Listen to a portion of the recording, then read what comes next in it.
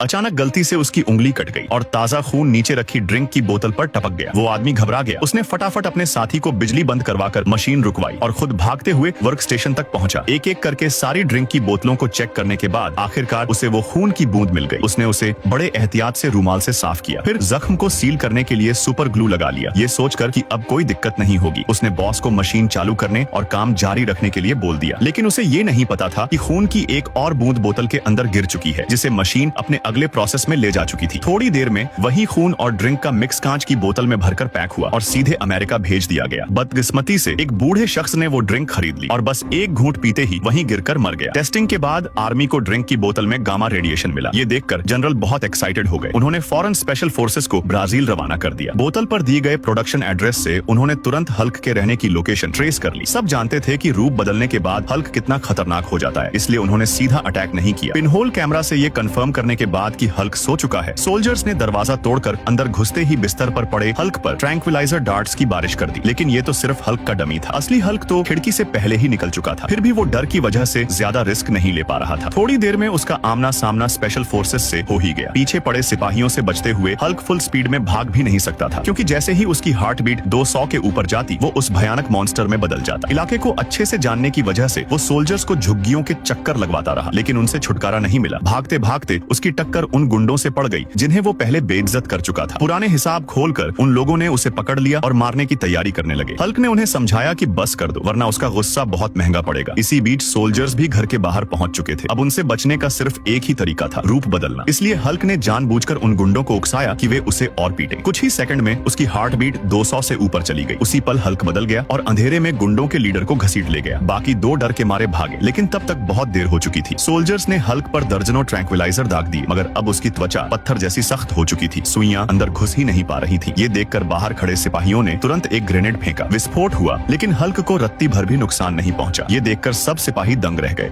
एक आदमी जिसकी सारी जिंदगी सुपर सोल्जर बनने की ख्वाहिश पर टिकी थी, उसने आखिरकार हद पार कर दी। उसने सीधा अपने जिस्म में एक जैविक सीरम इंजेक्ट कर लिया। सीरम जाते ही उसे स्टील के फ्रेम पर बांध दिया गया और अगली खुराक उसकी अस्थि मज्जा तक पहुंचा दी गई। दर्द रीढ़ तक उतर रहा था, लेकिन उसने एक आह तक नहीं भरी। उसे मालूम था कि मजबूत बनने की कीमत हमेशा सस्ती नहीं होती। कई मिनटों बाद उसका शरीर बदलने लगा और कुछ ही देर में उसने इंसानी हदें तोड़ दी। लेकिन अगला कदम उसने बेवकूफी में उठा लिया। वो सीधा हल्क के सामने जा खड़ा हुआ। हल्क ने पहली ही लात में उसका पूरा ढांचा तोड़ दिया, जगह जगह फ्रैक्चर। अच्छी बात यह थी कि सुपर सोल्जर सीरम की वजह से उसका शरीर तेजी से भरने लगा, मगर इस हार ने उसे अंदर से जला दिया। बदला लेने की आग में उसने खुद को और ज्यादा खुराकें ठोक ली। ओवरडोज ने उसके अंदर एक नया ही उत्परिवर्तन जगा दिया। उसकी पीठ पर हड्डियों के कांटे उगने लगे। वो सीधे बैनर को ढूंढने निकला। उसे हल्क को फिर बाहर निकालना था, बस एक बार, ताकि हिसाब हमेशा के लिए बराबर हो जाए। लेकिन जितना वो उकसाता, हल्क उतना ही चुप रहता, मानो वो आदमी उसके लिए कोई लायक मुकाबला हो ही नहीं। ये अपमान उसे पागल कर गया। बैनर के पकड़े जाने पर उसने डॉ ब्लू पर बंदूक तान दी और उन्हें मजबूर किया कि हल्क का खून उसके अंदर इंजेक्ट करे। डॉ ब्लू ने बिना हिचक गामा सिस्टम एक्टिवेट कर दिया और एक तेज हरी चमक ब्लॉन्स्की के माथे पर फैल गई। उसका शरीर टेढ़ा मेढ़ा होने लगा और फिर पूरी तरह बदल गया। ब्लॉन्स्की अब एबोमिनेशन था, एक क्रोध चालित दैत्य। वो शहर में घुसा और बिना रुके धावा बोल दिया। लोग चीखते हुए भागते रहे। सैनिकों ने रॉकेट दागे, लेकिन उसकी मोटी खाल पर खरोंच तक नहीं आई। आखिरकार उन्होंने बख्तरबंद गाड़ियां उतार दी, पर एबोमिनेशन ने उन्हें ऐसे कुचला जैसे टिन के डिब्बे हो। उधर अपनी प्रेमिका को अलविदा कहकर बैनर ने एक सेकंड सोचे बिना विमान से छलांग लगा दी। जमीन से टकराते ही एक बड़ा क्रेटर बना और फिर उसी गड्ढे से हल्क बाहर निकला। हल्क ने दहाड़ मारी। एबोमिनेशन उसकी तरफ लपका और जंग शुरू। कुछ वारों के बाद हल्क लड़खड़ा गया और एबोमिनेशन ने उसे सड़क पार फेंक दिया। चक्कर खाकर भी हल्क उठा। एक पुलिस कार को दो हिस्सों में तोड़कर दोनों टुकड़े अपनी बाहों में ऐसे चढ़ा लिए जैसे अस्थायी दस्ताने, और फिर दोबारा भिड़ गया। हल्क ने एबोमिनेशन पर कई वार किए, मगर उस पर रत्ती भर असर नहीं हुआ, जैसे वो सच में पत्थर बन चुका हो। एबोमिनेशन ने अपनी पूरी ताकत आजमाई। हल्क को 100 मीटर दूर लात मारकर गिराया। फिर वो एक ऊंची इमारत पर चढ़ गया हल्क का निशान ढूंढने के लिए। तभी जनरल ने हेलीकॉप्टरों को हमला करने का हुक्म दिया। गोलियों ने उसका कुछ नहीं बिगाड़ा, लेकिन उसके अहंकार पर जरूर चोट लगी थी। वो उछलकर सीधे छत पर पहुंचा। हेलीकॉप्टर को गिराने ही वाला था कि ठीक उसी पल हल्क आया और उसके टखने को जकड़ लिया। संघर्ष में हेलीकॉप्टर नीचे उतार लिया गया और बैनर की प्रेमिका सुरक्षित बच गई। हल्क ने उसे ठीक देखा तो एक पल के लिए थम गया, लेकिन अगले ही सेकंड एबोमिनेशन फिर टूट पड़ा। हल्क को दीवार पर पटक दिया। हल्क ने पूरी ताकत लगा दी, दीवार तोड़ी और बाहर निकल आया। लेकिन जैसे ही वो पलटा, एक चिंगारी जमीन पर फैले पेट्रोल से भड़की और पल भर में उसकी प्रेमिका आग की लपटों में घिर गई। अगले पार्ट के लिए सब्सक्राइब करें।